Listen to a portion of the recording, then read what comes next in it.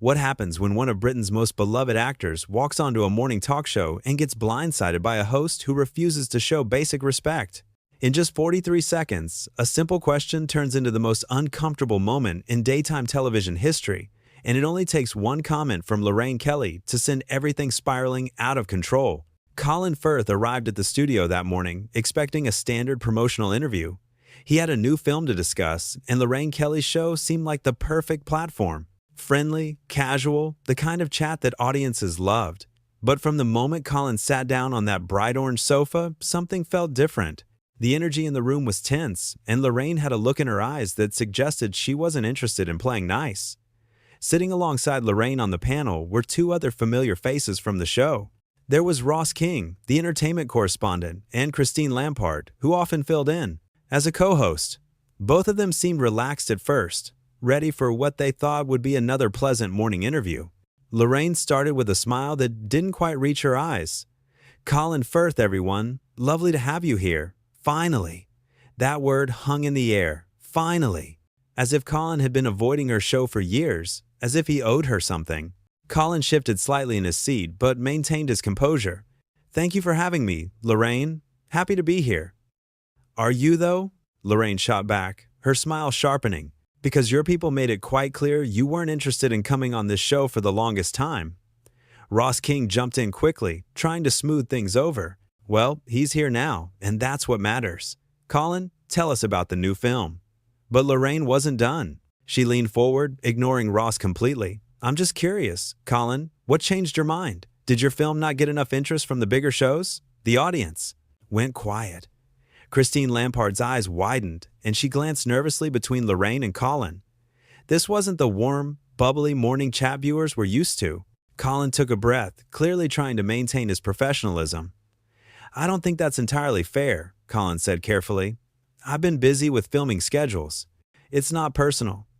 "Oh, it feels personal," Lorraine said, leaning back with her arms crossed. "When someone of your caliber consistently turns down invitations to a show that's been on air for decades, it sends a message." "Lorraine, come on," Christine interjected gently. "Let's talk about the film. Colin's here to share something exciting with the viewers." Lorraine waved her hand dismissively. "We'll get to that. I just think it's important to address the elephant in the room. You know, Colin, some of us have built our careers on being accessible, on connecting with real people. Not everyone can afford to be so selective." Colin's jaw tightened. "I'm not sure what you're implying." "I'm not implying anything," Lorraine said, her voice taking on a sharper edge. "I'm saying it outright. There's a certain arrogance that comes with fame, wouldn't you say? A feeling that some shows are beneath you?" Ross King tried again. "I think we're getting off track here. Colin's one of the most respected actors in the industry, and he's always been gracious in interviews I've seen." "That's not what I've heard," Lorraine cut in. "I've heard from quite a few people that Mr. Firth here can be rather difficult, demanding even." Colin's face flushed. "That's completely untrue. I don't know who you've been talking to, but those are baseless accusations." "Are they?" Lorraine pressed. "Because I have it on good authority that you've walked out of interviews before, that you've made unreasonable demands about questions you won't answer." "That's a lie," Colin said, his voice firm but controlled. "I've never walked out of an interview in my flocks career. And if I've declined to answer certain questions, it's because they were inappropriate or intrusive." Christine looked genuinely uncomfortable now. "Maybe we should take a quick break." "No, we're not taking a break," Lorraine snapped. "This is my show, and we're having a real conversation for once.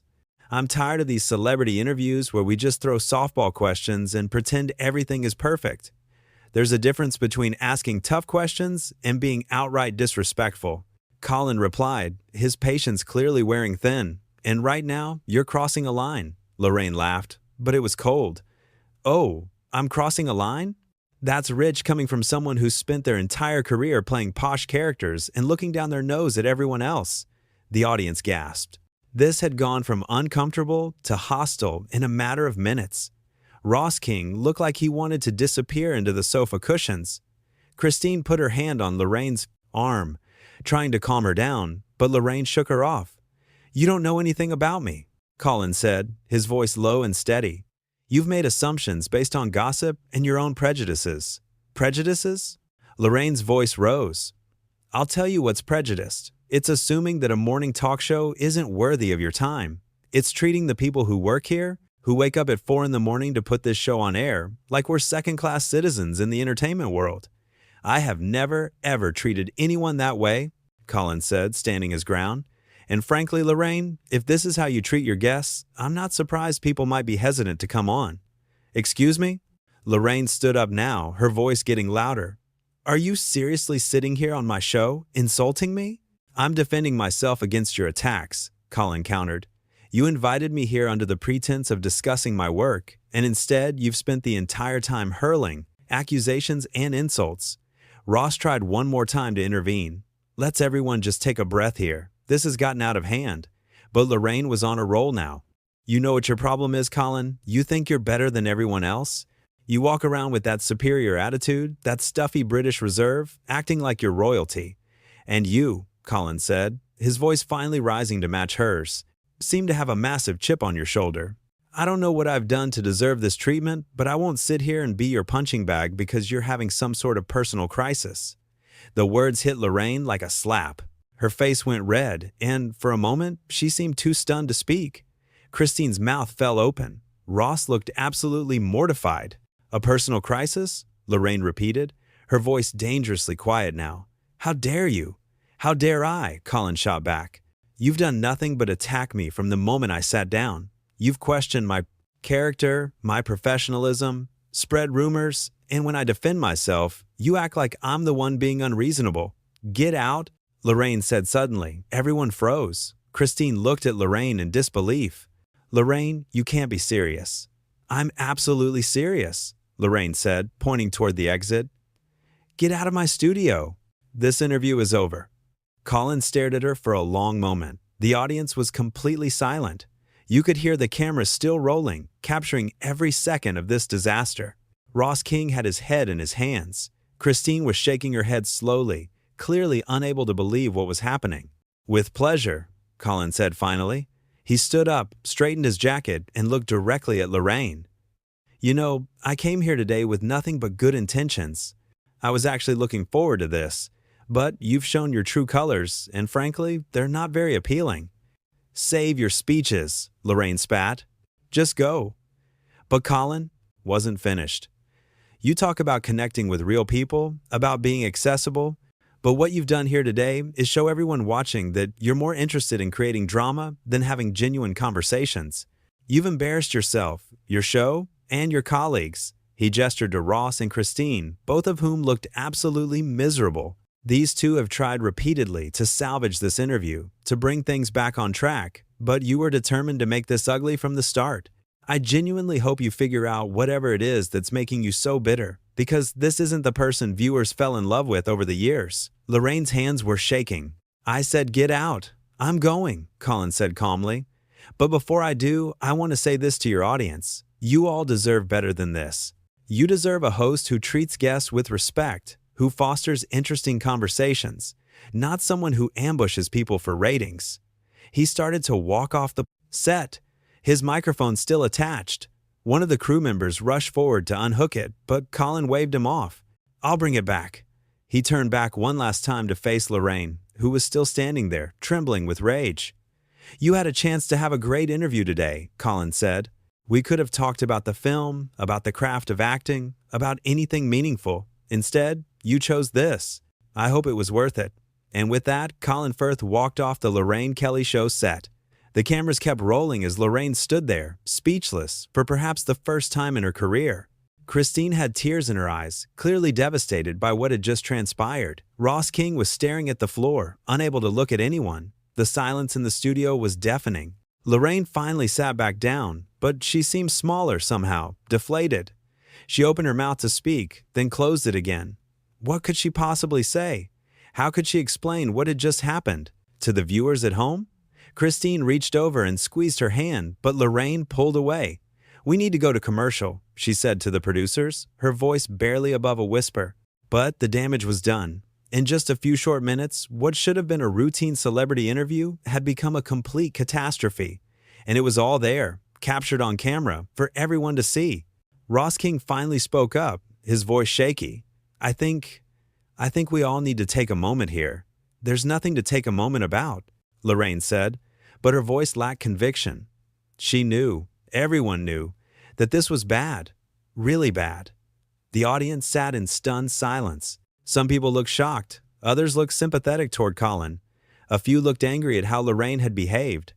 The atmosphere in the studio had gone from tense to toxic, and there was no coming back from it.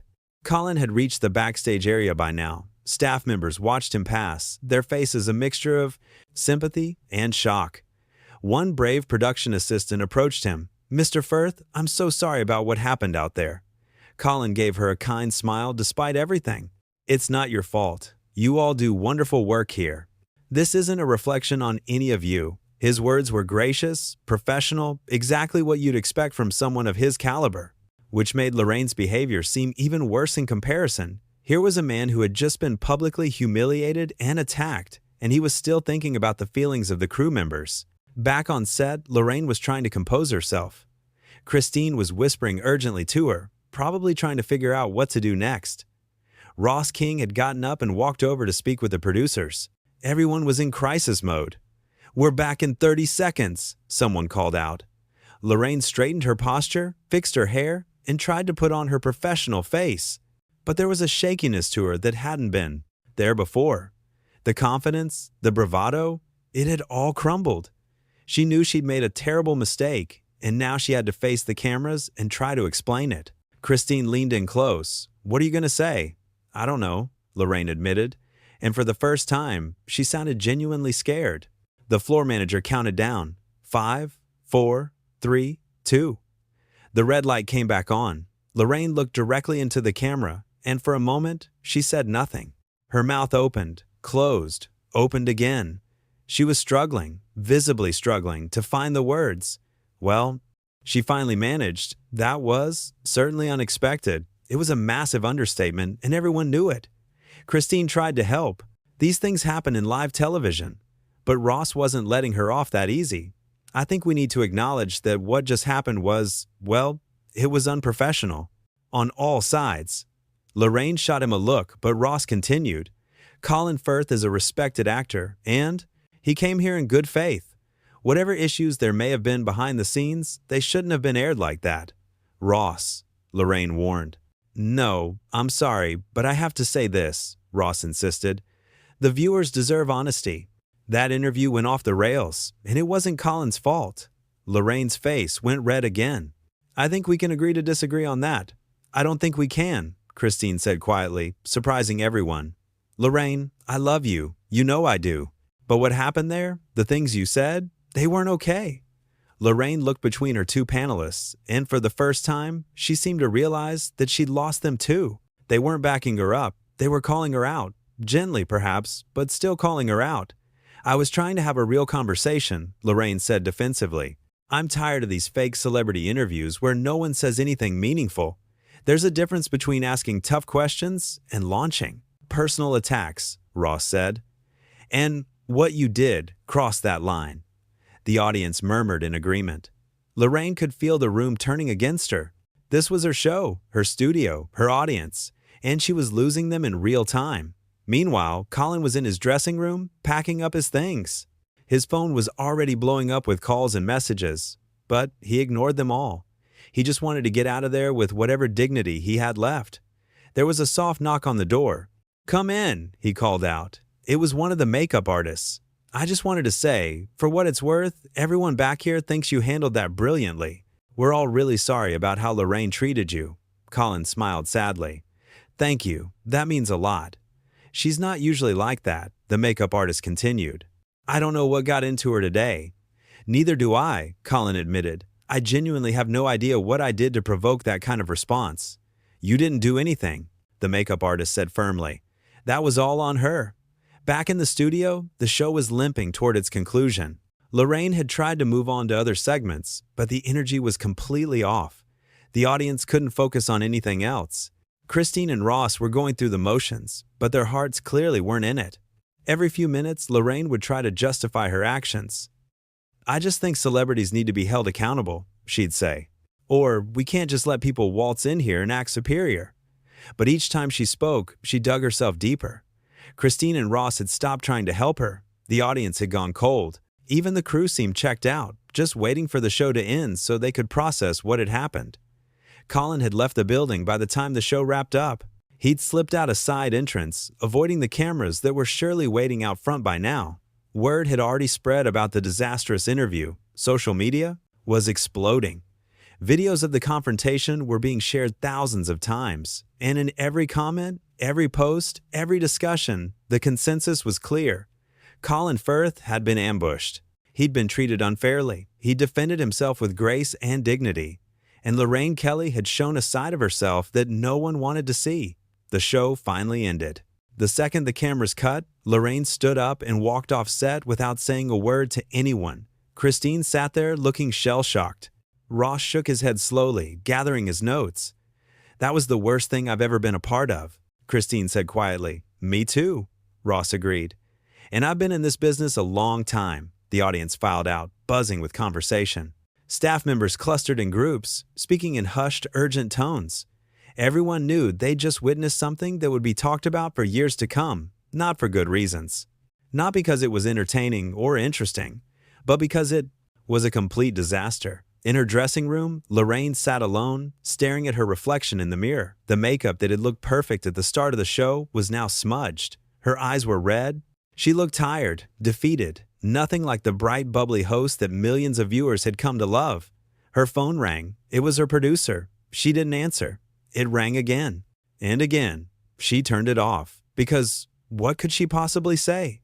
How could she explain what had possessed her to attack Colin Firth like that? She'd let her emotions get the better of her, let some perceived slight blow up into a full confrontation, and now everyone had seen it. Everyone knew. The confident, confrontational woman who had stood on that stage and berated a respected actor was gone now, replaced by someone who was starting to realize the magnitude of what she'd done. The mask had slipped, and what was underneath wasn't pretty. Colin, meanwhile, was already halfway home. He sat in the back of a car, watching the London streets pass by, and he felt oddly calm. He'd done nothing wrong. He'd defended himself when attacked. He'd maintained his dignity even when someone was trying to strip it away. He thought about Lorraine's accusations, her anger, her bitterness, and he felt something almost like pity.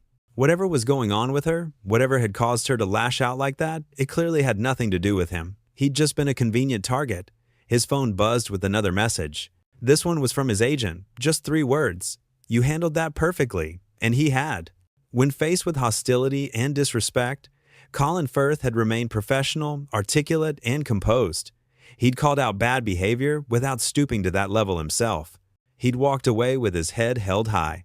The same couldn't be said for Lorraine Kelly. She'd let her worst impulses take over, and it had been broadcast live for everyone to see. The warm, friendly host had revealed a cruel streak, and viewers wouldn't forget it anytime soon. As the day wore on and the story spread, the narrative was consistent. Colin Firth, blindsided and disrespected, had handled an impossible situation with remarkable grace. Lorraine Kelly, for reasons no one could quite understand, had sabotaged her own show and her own reputation in just a few explosive minutes. It had started as a simple morning interview. It should have been easy, pleasant, forgettable. Instead, it became the day that Colin Firth got kicked off the Lorraine Kelly show. Not because he'd done anything wrong, but because the host couldn't control her own demons long enough to conduct a professional interview. And when he walked off that set, Colin wasn't just leaving a hostile environment. He was showing everyone watching exactly how to handle yourself when someone treats you with contempt, with dignity, with honesty, and with the quiet confidence of someone who knows their own worth. The contrast couldn't have been more stark. On one side, a respected actor maintaining his composure under fire. On the other, a talk show host melting down on live television, attacking her guest, alienating her co-hosts, and disappointing her audience. It only took 43 seconds for that first barbed comment to land, but the fallout would last much, much longer. Because everyone had seen what happened when Lorraine Kelly stopped being the cheerful morning host and showed who she really was beneath the surface. And Colin Firth had shown everyone who he was too. The difference between the two couldn't have been clearer.